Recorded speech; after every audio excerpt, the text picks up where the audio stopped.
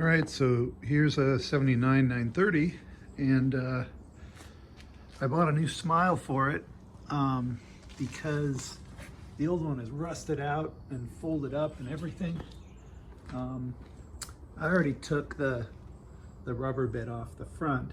Long ago, I replaced these the headlight squirters with these the correct version for this car, and I took the bumper off, and I remember it was really difficult, and I think it has to do with the bellows, and like something has to get undone here. I can't remember what it is, so I'm gonna have to just make it up as I go along.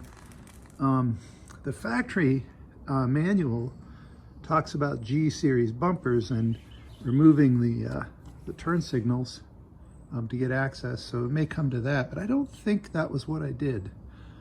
I think all the difficulty was back in here, so I'm going to be jacking this car up and getting in there and seeing what I can see.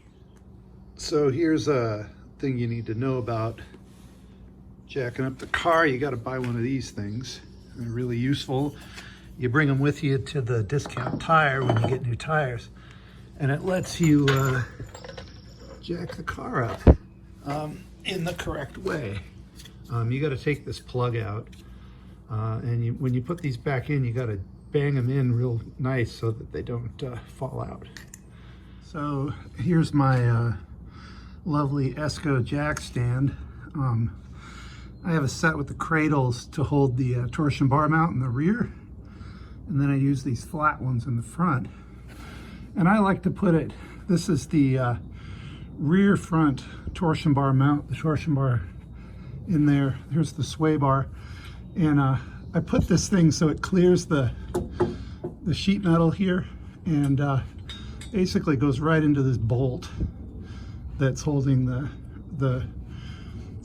torsion bar mount. This is the A-arm.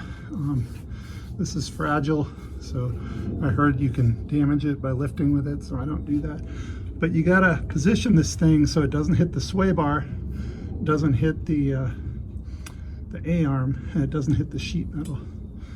I just gotta get it close. All right, and I'm setting the jack for the other side now, and you'll see on this side there's an adjuster, and you don't want to put weight on the adjuster because that's a threaded piece. So I use this is a piece of Ipe, which is really hard, really hard, strong wood, and I just put it in the center right under the bolt, and then the bolt comes down and lands on it, and the car is living on top of that piece of Ipe, and the Ipe is strong enough. Just got to make sure the bolt comes down. So I'm going to be going down real slow. I'm going to be checking to make sure it comes right down on there, and I'm making sure that this pad isn't going to hit anything like the edge of the A-arm here, the sway bar there, sheet metal here. But yeah, that's what I do. All right, and you can see I loaded it down, and a little bit of overlap here, so I'm going to be moving this in, keeping this. And I should also say, like, these Esco jacks are really wide at the bottom, and I got these a while ago, like 2000 and something, 2005, 2006. My friend has these Craftsman things, and they're tall and much narrower at the bottom, and he lifted his car on one side. When he lifted on the other side, the jack tipped over, car went down. Didn't damage anything, but with this car being so low, it might hit something. So anyway, that's why I got these, and man, I love them. They're really nice. So here we are looking at the back side. So here's the baffle on the right side of the car, and you can see there's a post, there's a screw post that comes up with a bolt on it, and there's another short screw post that comes up with a bolt on it there. So I'm gonna undo both of those, and I think, you know, there's two big bolts at the front of the bumper. There's one right there on each side, and I think that's all I need, because the air dam is actually below it and separate.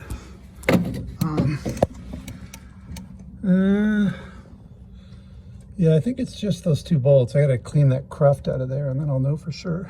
All right, and here's the pair. There's the pair of nuts and washers that came off, and then I had to kind of work to get the washer off of this guy.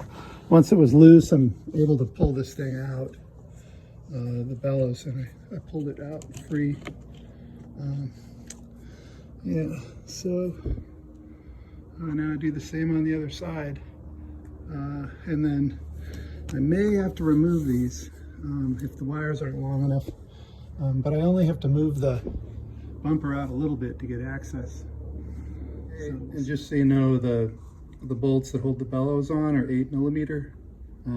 Probably can use 5/16. And the bolts that hold the bumper on is 17mm, and there's 4 of them. All right, and so indeed all I had to do was undo the bellows and fold it back a little bit. This side was fairly loose. I mean, it wouldn't move at all. And then I took a dead blow hammer and a rubber mallet, and I placed it on the leading edge of the bumper from inside the wheel well, and I gave it some taps, and it just started moving. On this side, you can see the bolts are kind of wedged in there. I don't really know what's going on. There's like a rubber bushing or something in there. But yeah, I'm about to go get some help to lay this thing on somewhere safe. But yeah, it looks like it's just going to come straight off. Oh, and yeah, so you can see under here it's good and grotty. So even I've heard it isn't strictly necessary to take the bumper off, but it looks like it needs some cleaning in there, so be a good idea while I'm at it. All right, so here are the 4 screws and the little brass washers, and then the rubber washer that came out of the front trunk. And then, but those are the only ones I can reach. And then if I put my hand in here, I can feel there's the tip of a screw just right up here. So that's what's holding this in here. And then you got to clean all that gunk out of there that's been thrown up by the wheel. And yeah, I think there's another one up there.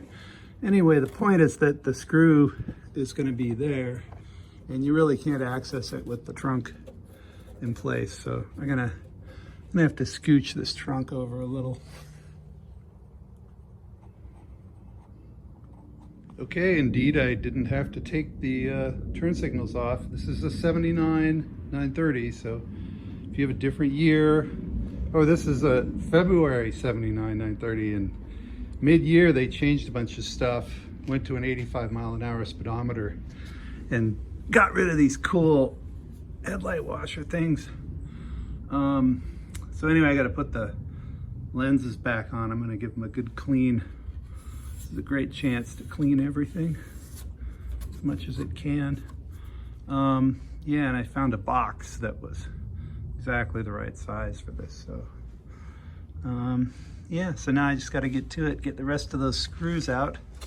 You can see, yeah. You can see here, there's these little metal attachment clips. 1, 2, 3, 4. And then there's gonna be some screws that go up in there that I have to get. It's gonna be fun. Okay, and there we have it. So there are 1, 2, 3 screws on each side. Oh, yeah, exactly. 1, 2, 3, 4 screws on each side. And mine were just so badly rusted. I was able to get 2 screws on each side out, but the inner screws here were just really corroded. I couldn't get any bite on the screw. So I'm gonna have to dig those screws out of there now that I got the smile free. There we go. Ooh, yummy. So here's what a old stinky smile looks like. You know, you can see that if there's any bubbling, it's actually inside the smile. My big bold idea was that I was going to replace the metal inside the smile, but as far as I can tell, they are not designed. Maybe they're bonded together. They're not designed to be taken apart. And you can see, like this side, like all the rust fell out. But yeah, I don't know. Doesn't look like it's made to come apart here. Nasty stuff. So it's a shame these things are like 200 bucks and you can't fix them. So yummy. And this makes me feel better. I was unable to get a purchase on this Phillips with a Phillips head screwdriver, so I had to resort to the vice grips, and you can see there's not much there to get a screwdriver into.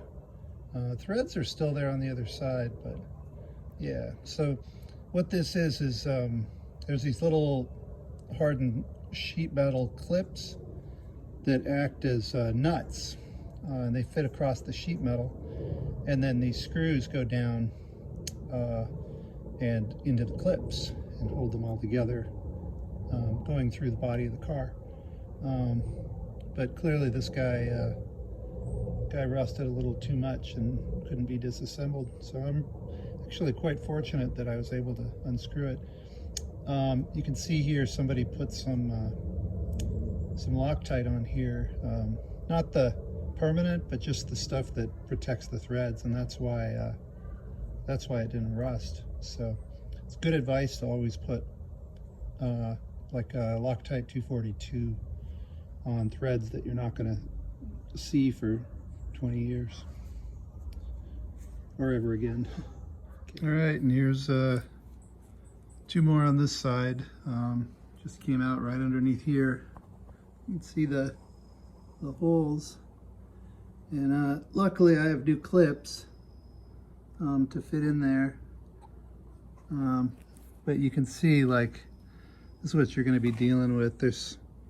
You're not getting a Phillips head into that. You can see this rusty thing is the remainder of the clip that it screws into. So here's the other one. Yeah, I'm really happy they all came out with vice grips. And the bumper, the body of the car itself isn't rusted. The other thing is that, so I just cleaned all this out and I covered it up with a coat of wax. And I'm not going to polish it or anything. I'm just going to leave the wax and let it get white and hard back in there. That'll protect it pretty well. And then before I put everything together, I'm going to hit it with a little fluid film. All right, and here's my collection from Pelican Parts of, and this is what the factory manual said I needed. Here are these little clips. You can see them in their native state. A bunch of nice stainless screws here. So yeah, good to go. Just got to start putting this stuff back together. All right, and here's a comparison of maybe we call it why you can't repair your own smile, your old smile. You can see the old clips are stuck on here, so I'm going to be putting new clips on. Here's the metal. Looks like it's galvanized at least. Maybe it's aluminum now. I don't know. Yeah, I got holes.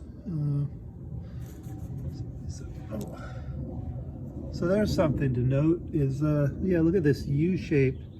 It can just slide right in and get tightened. No wonder that one was so hard to get out.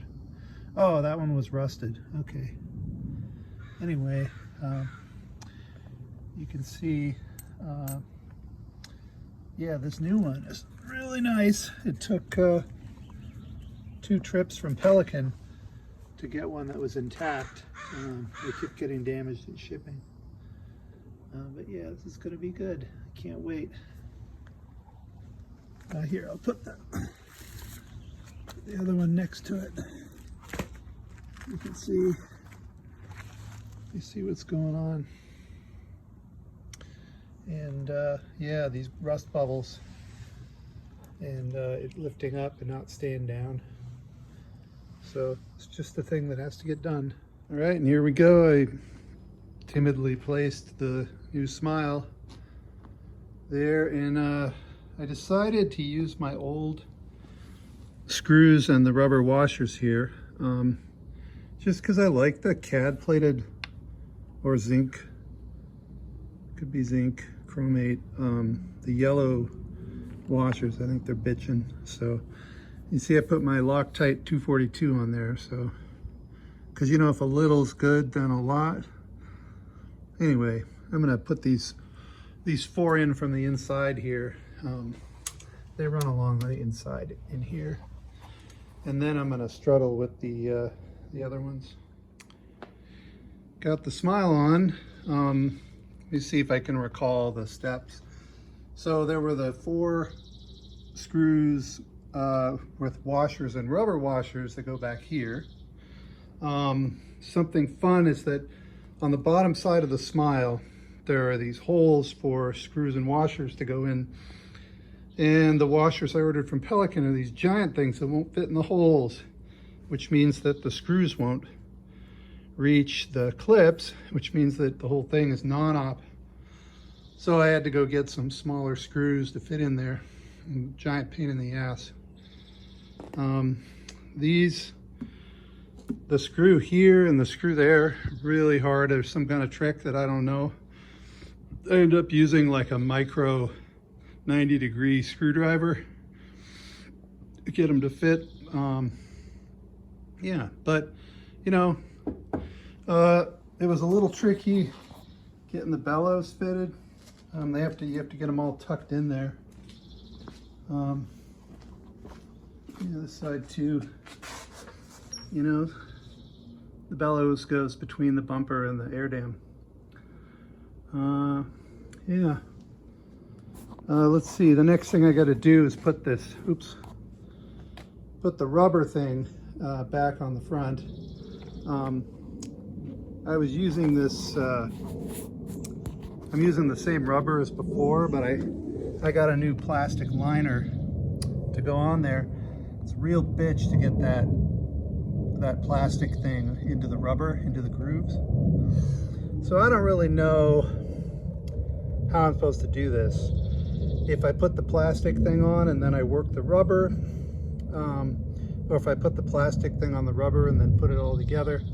I think I'm gonna try to find a YouTube video or some instruction on how to do this, because it's not intuitive to me.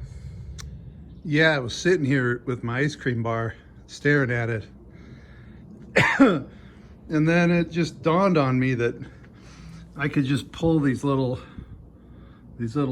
ghoulies out and then stick them in here, you know, and yeah, they'll play ball. Look at that there. And then I just hold them up and put a mallet on there, and now I remember doing that 15 years ago. So there you go.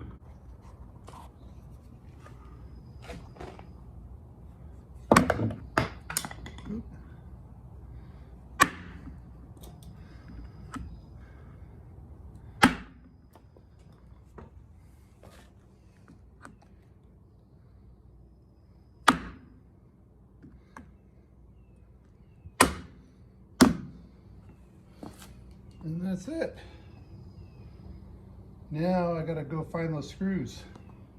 And that's it. The rubber trim is on. I used one of those stainless colored bolts. it doesn't match, but I'm happy. Let's see. Ugh. Yeah, there we go. Oh my God, that looks so much better. Yeah. Simple pleasures for a simple mind. All right, back on the ground, and almost all the tools putting away. I got the extension cord and the jack stand still, but oh my God. So what is it, 6:46?